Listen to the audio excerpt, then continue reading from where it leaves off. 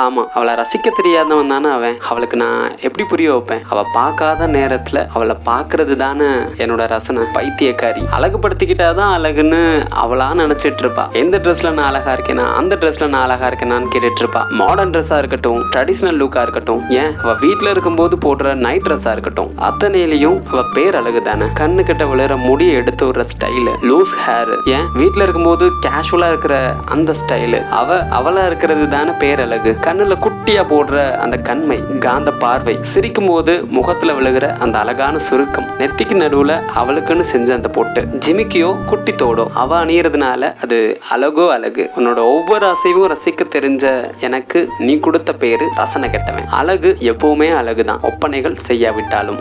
ரசிக்க தெரியாதவனோட புலம்பல் போதுமா? என்னதான் இந்த பிரம்மன் படைப்போ. சொல்லாமல் ரசிக்கிறது ஆணுக்கு பிடிக்கும், தான் செய்யற ஒவ்வொரு செயலையும் சொல்லி ரசிக்கணும்னு பெண்ணுக்கு பிடிக்குது.